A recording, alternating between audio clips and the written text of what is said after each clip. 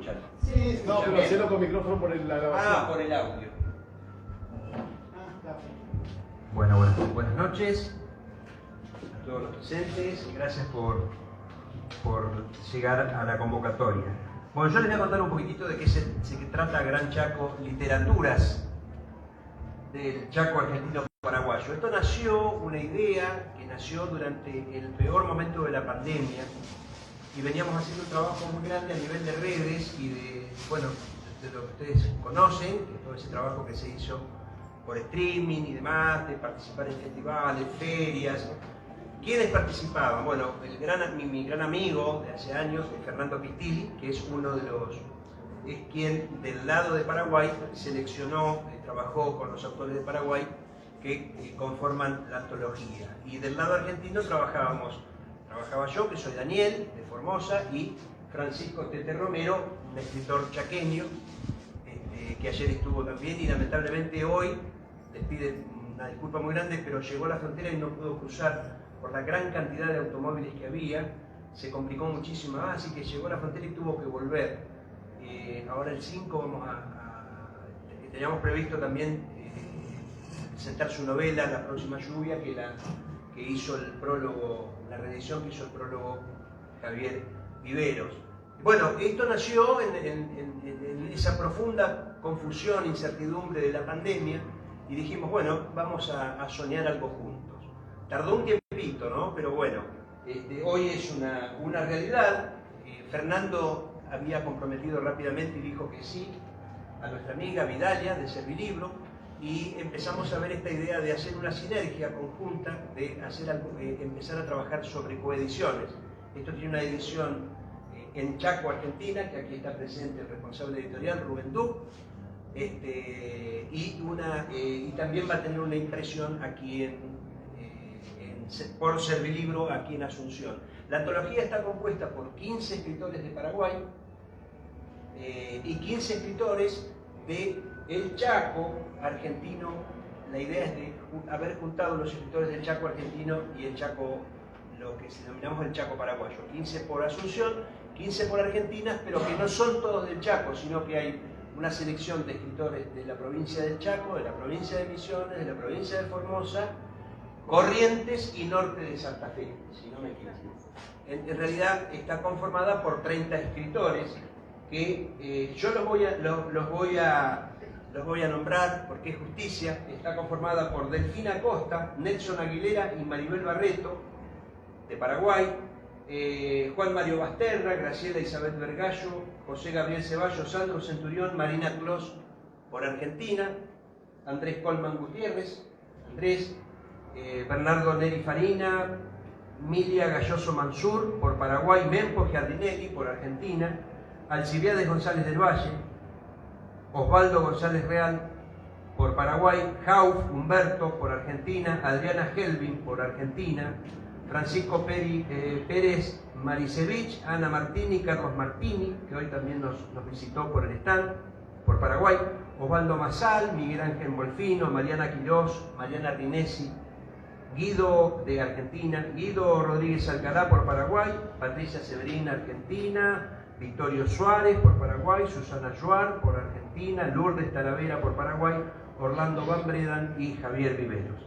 El material, digamos, los antologistas son Fernando Pistilli, Miranda, y Francisco Tete Romero, que hoy no pudo llegar y que pide disculpas por no haber podido llegar. Pero está antologado con tiene dos estudios preliminares. Más que estudios, son un comentario general de los escritores que participan desde el lado de Paraguay y del lado de Argentina, que en este caso lo hizo Francisco Tete Romero, del lado argentino, el análisis, pero también analizando un poco las literaturas de este espacio común, de este territorio común, de sangre, de familia, de una cultura común, de unas lenguas comunes también.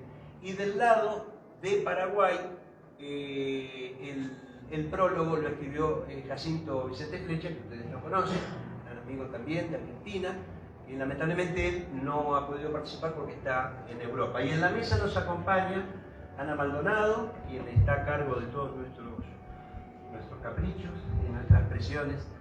Una gran editora, diseñadora, es quien maneja toda la parte de edición y diseño.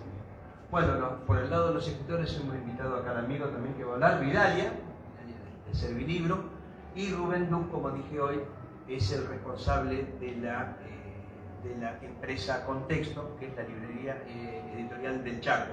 Yo soy Daniel, soy uno de los que dirige esta colección, conjuntamente con Francisco Tete Romero y Fernando Quintile. Así que yo no voy a dar más vueltas y le voy a dar la palabra a las personas que nos vamos a dirigir a ustedes. Gracias. Bueno, buenas noches a todas y todos. Muchas gracias por acompañarnos. Yo les puedo compartir que hace ya es un deseo de Rubén de varios años, el deseo de expandir las fronteras y de acercarnos a Paraguay, que es un territorio que nos interesa hace muchos años. Y así que esto es realmente un deseo hecho realidad, estas acciones que empezamos a concretar este año. Ayer presentamos un maravilloso libro que es Fantasmario de Javier Viveros, que le invito a que lo retiren por el stand de la editorial. Y hoy esto que a mí me parece una joyita por varios motivos. Creo que hay un texto introductorio de Tete Romero que me parece muy lúcido y súper interesante, que creo que sobre todo aquí que varios son autores, les va a resultar interesante el análisis que hace un punteo de cuestiones de imaginarios comunes, ¿no? de la historia, de la cuestión ancestral, de la cuestión del paisaje, de la lengua. Bueno, me parece súper interesante, que creo que hay cuestiones que ya son intangibles y de parte de nuestro inconsciente colectivo, ¿no? Todo esto que estamos hablando, pero él hace un recorrido intelectual muy interesante y tocando distintos ensayos y trabajos que se han hecho en la historia reciente, analizando esta hermandad, así que me parece muy interesante. Yo les puedo contar, sí, que tomamos la decisión de poner los textos sin ninguna división de fronteras, porque me parece que también había una cuestión simbólica allí. Sí respetamos la cuestión alfabética para que no hubiera recelos, digamos, no hay un orden predeterminado por eso, ni una curaduría por la temática ni nada, pero sí para que haya esta mezcolanza, ¿no? que hacerla evidente en el recorrido del texto. Por eso están paraguayos y argentinos por igual, sí los identificamos en el texto por una cuestión anecdótica que está bueno que se sepa, pero nos gustaba que este gran Chaco se haga manifiesto así como un todo en el libro, por eso decidimos hacerlo así. Y también invitamos, es nuestra idea hacerlo con las subsiguientes ediciones de esta colección, a un fotógrafo formoseño. Queríamos buscar no algo tan literal, pero sí algo que sea común a nuestro paisaje, ¿no? La idea es también después invitar a algún artista paraguayo como para ilustrar estas obras. Ojalá sea la primera de muchas, me parece que hay muchísimo potencial, hay textos excelentes, hay varios de estos autores argentinos que ya eran autores nuestros de la editorial, y también me gusta mucho que hay una gran variedad de edades, digamos, y también de estilos. Hay autores sumamente consagrados y de la talla como de Mempo Terrinelli en Argentina, ¿no? Pero también gente joven y muy prometedora como Marina Clos o Mariano Quirós. Estos son todos maravillosos. Yo tengo varios favoritos de ahí, me los guardo para mí. Los invito a que recorran el texto. Yo le voy a pasar la palabra a Rubén, como para que les dé la bienvenida y les comente un poquito.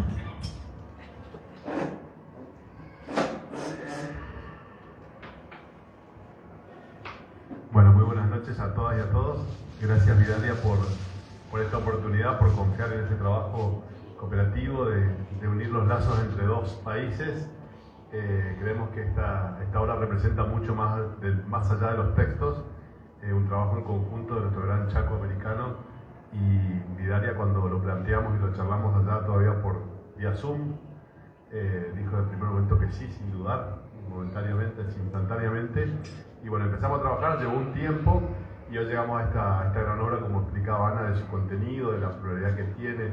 Tratamos de que se equilibre también la paridad de género, un montón de cuestiones que tratamos de cuidar en esto de nuestro gran territorio, tenga ese equilibrio y que nos hermane y que todos los temas sean para juntarnos como pueblos y como región. Para nosotros es un gran desafío trabajar en conjunto con Servilibro, que es una editorial que tiene muchísimos años, mucha trayectoria y una tradición en todo lo que es la literatura paraguaya. Así que es una forma también de traernos a nuestros autores hasta Paraguay y llevar a los autores paraguayos a Argentina. Eso está muy bueno y ese es nuestro objetivo, poder hacer esa fuerza unida que de dos suma más que dos, y creo que ese es el gran objetivo. Así que agradecemos a Vidalia de confiar en una editorial más joven, con menos años de trayectoria, que tiene creo que el mismo objetivo en el fondo que Servilibros. Así que Contexto y Servilibros aquí con una edición, y planteamos esto de que se haga la impresión de los libros de Paraguay en Paraguay y que en Argentina se dividir de esa manera para que tenga también, hasta en ese detalle de la impresión, tenga esa característica de cada uno, mezclar sus territorios con los autores y con el objeto del libro. Así que, bueno, y agradecer a cada uno de los autores que confió en este proyecto. Casi todos lo conocimos aquí en la feria en estos días. Fue una oportunidad de ir, algunos los conocimos en este momento antes de la presentación. Bueno, y eso para nosotros es muy bueno porque han confiado, creo, en este trabajo de quienes han ido recopilando los textos. Así que bueno, espero que la obra sea de su agrado, que sea de agrado al público y que cumpla este objetivo que queríamos, que era hermanar a nuestros pueblos, a nuestros autores, y en las letras encontrar un punto en común para seguir creciendo hacia adelante. Y Dalia, queremos escucharte. Buenas noches. Bueno, realmente para Servilibros es una gran satisfacción formar parte de este proyecto, porque este es el comienzo de varios proyectos, como estábamos hablando con Rubén, ¿verdad? Así es que creo que estamos arrancando muy bien, porque así como estuvieron destacando la calidad de los escritores argentinos que están en el libro, yo les puedo decir que los que mencionaron de Paraguay también son buenísimos. Acá la idea es un poquito también intercambiar, irnos nosotros al Chaco argentino con los escritores y que los de allá vengan acá, ¿verdad? Hacer realmente esa integración que tanto hace falta. Entonces, muchas gracias a Rubén, Daniel, al Instituto de Cultura del Chaco por incluir a Servilibros en estos proyectos tan importantes.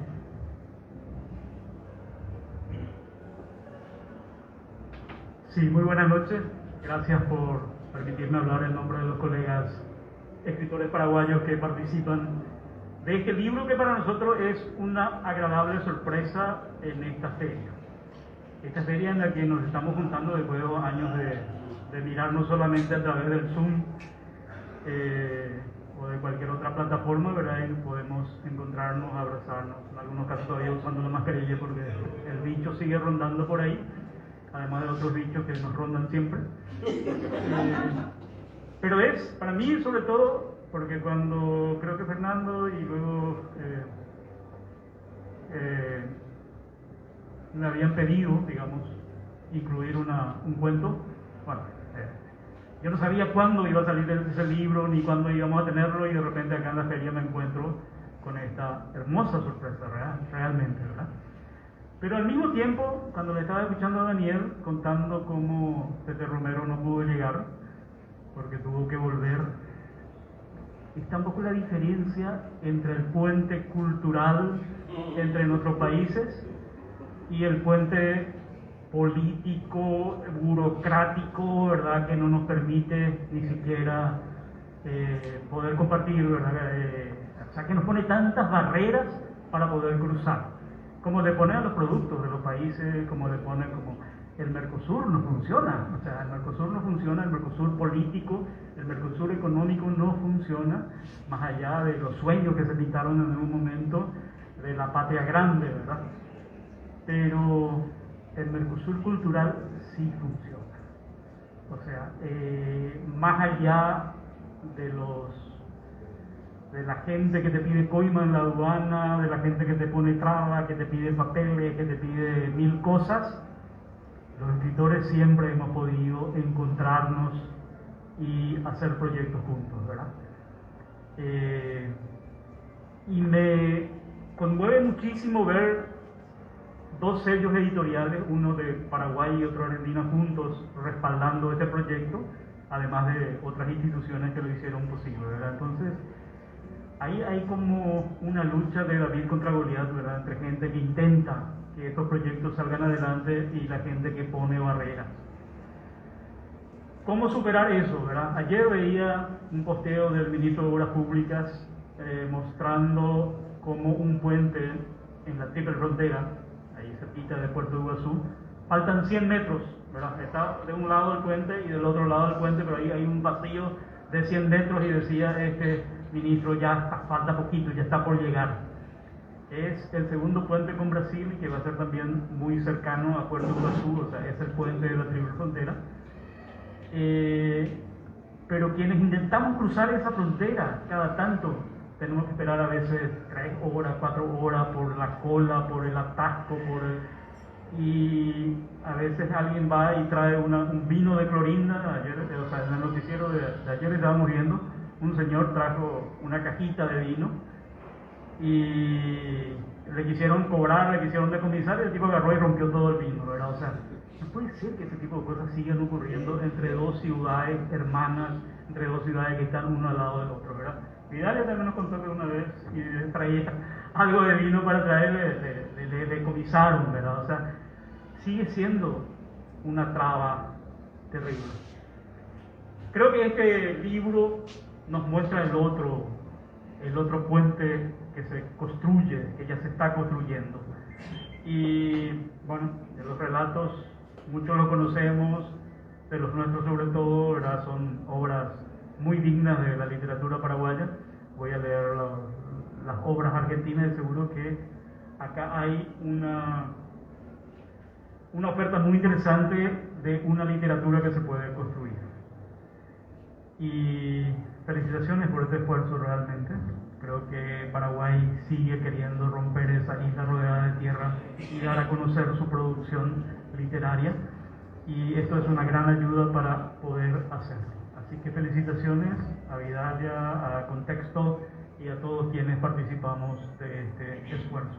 Y ojalá que el muro que divide a nuestros países en lo político y económico se derribe pronto como se está derribando en lo cultural.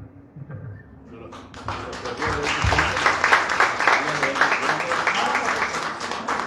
Vamos a verle que nos lea el cuento. Son cortos, así que está bueno. Bueno. La página 72.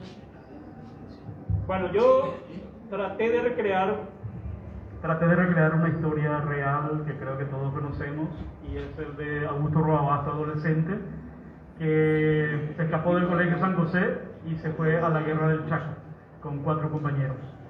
No le dejaron ir al frente, le dejaron la retaguardia, pero creo que eso le sirvió en gran medida para escribir después estos vibrantes cuentos de Hijo de Hombre que tienen que ver con la Guerra del Chaco, sobre todo Destinados y Misión. Y tomo como base justamente algo que decía Roa a Rubén Vareros ayer en ese libro de biografía, que teníamos el proyecto de ir a la guerra a pasarla bien, pero la pasamos muy mal. Primero porque no nos dejaban ir a ningún lugar que oliera a combate. Yo estuve en el servicio de enfermería, barriendo, levantando camillas, tamboveraete, soldadito para todo. Había tenido mis primeras experiencias sexuales en Casado, Puerto Casado, en el Chaco, con una enfermera, con consecuencias ingratas, una infección que coincidió con un paludismo ultra galopante. Esto es palabra textual de Roa. Entonces se me ocurrió ponerle como título, recreando un poco una de sus obras más simbólicas, El trueno entre las sábanas. La espasmódica lancha militar cargada de jóvenes soldados atracó en horas de la tarde junto a las altas barrancas de Puerto Casado. Augusto había hecho la mayor parte del viaje acodado en los bordes de la embarcación, observando el paso de las aldeas, devolviendo el saludo de los pobladores y apreciando las fugitivas siluetas de las palmeras en el agreste paisaje costero. Después del mediodía, las altas chimeneas de la fábrica emergieron en el horizonte. «Tengan cuidado al bajarse, reclutas», gritó un oficial desde la proa. «Manténganse en fila, que van a ser inspeccionados». Junto al muelle había buques artillados y lanchas cargadas de provisiones, varias tiendas de lona, camiones y tropas de soldados en marcha. «Ya estamos en el Chaco, Carpincho. Comienza la gran aventura». Carpincho era el marcante de Roa, exclamó Carlos mientras recogía la pesada maleta que traía consigo como si iniciara una gira por Europa. Augusto llevaba un raído bolso de lona, el mismo que lo acompañaba desde Iturbe, con un par de camisas y pantalones, calzoncillos, medias, toalla, navaja, linterna, cuaderno, plumas y media docena de libros. Mientras subían por un precario puente de maderas, contempló las escenas con la misma voracidad con que miraba todo desde que se jugaron del Colegio San José, ilusionados con sumarse a los batallones de soldados que iban a pelear contra Bolivia. En la fila, tras bajar a tierra, se encontró frente a una mesa y a un severo oficial con una planilla que lo miró inquisitoriamente. Nombre y edad: Augusto José Antonio Roa Bastos, 18 años, mi capitán. Soy sargento, pero usted no tiene 18 años. A ver, sus papeles. Tratando de disimular su nerviosismo, el adolescente le pasó una arrugada partida de nacimiento. Acá dice que tiene apenas 16. Se escaparon de la escuela, le reprochó el militar. Queremos ir al frente a pelear por la patria, mi sargento, contestó Augusto, tratando de que su voz no sonara tan infantil. Estamos preparados. El general de Estigarribia me va a mandar fusilar si envío a otro Mitaíte Potí al frente. No, se van a quedar aquí, trabajando como tamboverá. Llévenlos a la cocina. Dos energúmenos de verde olivo le agarraron de los brazos, otros se llevaron a sus compañeros. Augusto se sacudió y trató de liberarse. No, ¿qué hacen? Déjenme. Cuando intentó escapar, uno de los energúmenos lo aferró del cuello, lo alzó por los aires como si fuera un muñeco de trapo y lo arrojó al suelo con tanta violencia que al caer levantó una nube de polvareda. Tosiendo y escupiendo sangre, intentó incorporarse. Al levantar la vista vio unos sacados zapatos de mujer, dos piernas macizas y morenas, un guardapolvo de campaña que alguna vez fue blanco y un picaresco rostro femenino enmarcado por una cofia de enfermera. Con los brazos cruzados, la mujer lo miró divertida y luego le pasó la mano para ayudarlo. ¿Estás bien, querido?, le preguntó ella. Sí, no fue nada, dijo el chico mirando al suelo. La mujer tendría unos 25 años de edad y parecía deleitarse al sentir que los oficiales y soldados la miraban embobados. Sargento Silva, necesito un ayudante en la enfermería. ¿Me puedo quedar con este?, dijo la mujer, tomando a Augusto del brazo como si fuera una mascota, mientras encaraba al oficial de las planillas. Otra cosa lo que vos busca, Saludí, respondió Silva, clavando en ella sus ojos lujuriosos. Pero está bien, quédate con él. Los demás, a la cocina. La mujer ayudó a Augusto a recoger su bolso. Sonrió al sentir que el sargento Silva se le aproximaba por detrás, hasta quedarse muy pegado a su cuerpo. Esta noche te paso a cobrar los favores que ya me debes, le dijo. Ay, ese papá, siempre que no vengas con las manos vacías. Saludí oprimió los cachetes de Silva entre sus dedos con un fingido aire de seducción y después le dio un suave empujón obligándole a tomar distancia. Vení conmigo, le indicó Augusto. No te preocupes, pronto verás otra vez a tus amigos. Él se echó el bolso al hombro y la siguió. Mientras iban caminando, pasaron junto a ellos varios camiones con las carrocerías repletas de eufóricos reclutas. ¿Van al frente?, preguntó Augusto. Quisiera tanto ir con ellos. Saluí lo encaró con un gesto sombrío que alarmó al chico. Eso decís porque no sabéis lo que hay allá. Yo los veo ir así tan llenos de vida, pero casi todos vuelven en pedazos. Si es que vuelven. El adolescente sintió que ella no lo entendía, que ninguno de los que estaban allí lo entendía. Se puso repentinamente furioso. Yo vine al Chaco para vivir grandes aventuras y conocer historias, no para servir en una cocina o en un hospital. Ella lo miró con severidad paternal. La guerra no es una aventura, Mitaí, es una pesadilla. Siguió caminando deprisa con visible enojo. Augusto corrió tras ella. El polvoriento sendero se alejaba de las casas del puerto hacia un sector en donde había enormes galpones y tiendas de carpas con cruces rojas y blancas. Ella volvió a detenerse y encararlo de nuevo. Su enojo había desaparecido. ¿Para qué querés conocer las historias? Para ponerlas en un libro. Quiero ser escritor. Augusto abrió su bolso y le mostró un cuaderno grande de tapas duras. Ella le guiñó un ojo, sonrió y le hizo un gesto para que la siguiera hacia una de las grandes tiendas. Abrió con la mano una de las puertas de lona.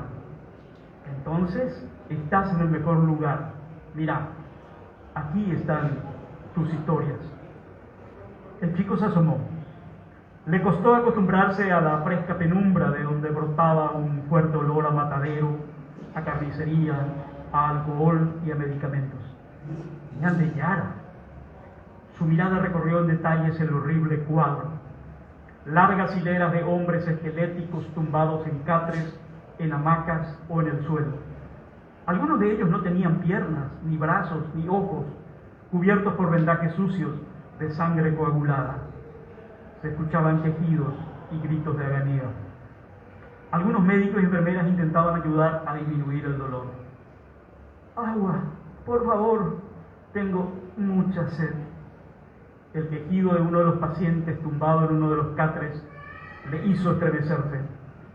El hombre tenía los ojos vendados y las manos despellejadas. Mitaí, pásame agua de ese capuchí, rápido, le ordenó Saluí. Él dejó su bolso en el piso, tomó el jarro de lata y lo llenó con el agua del cántaro.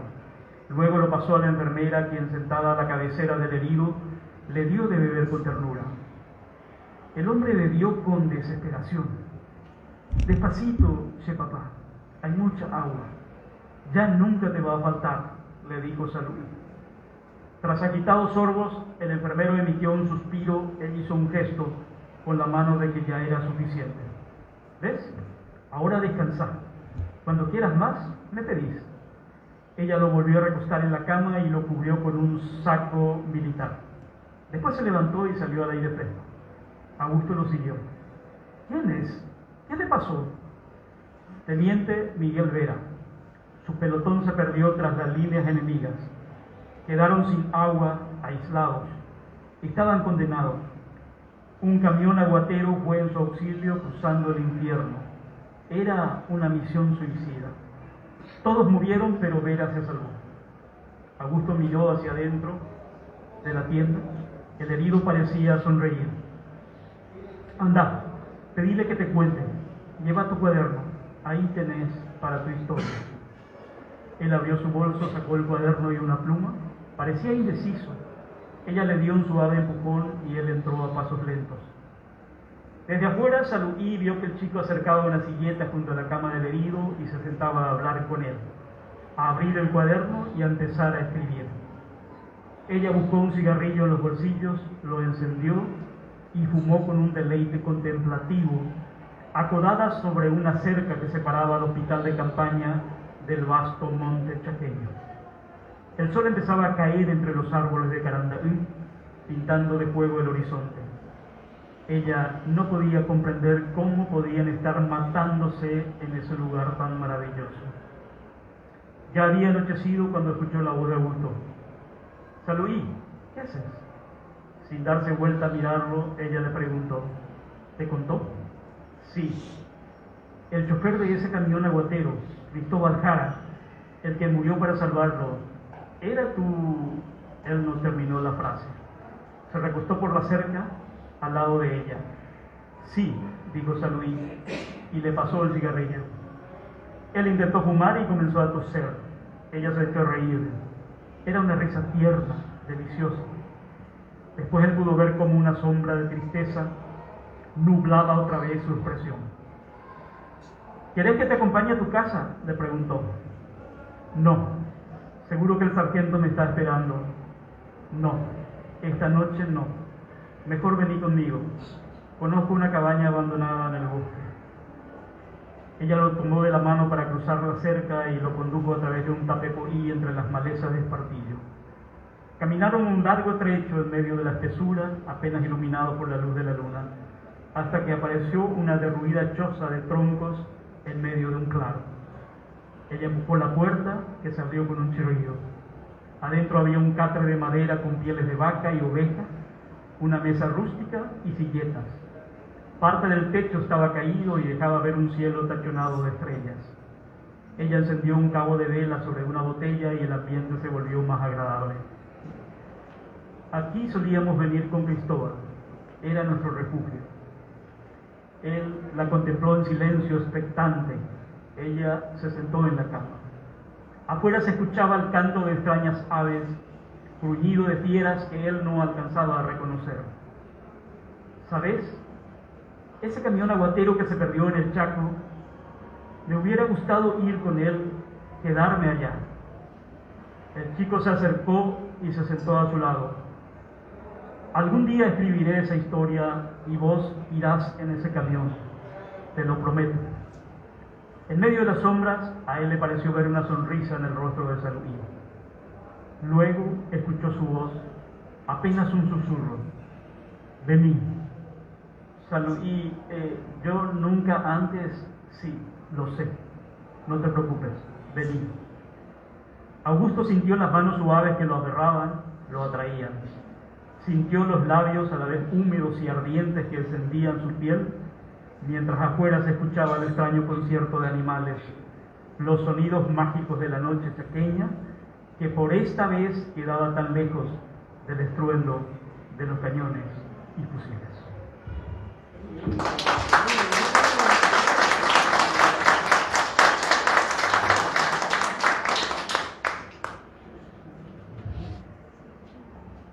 Bueno, muchas gracias a todos por acompañarnos y acompañar la lectura de este cuento, la verdad que excelente, y creo que también es parte de la esencia de este libro.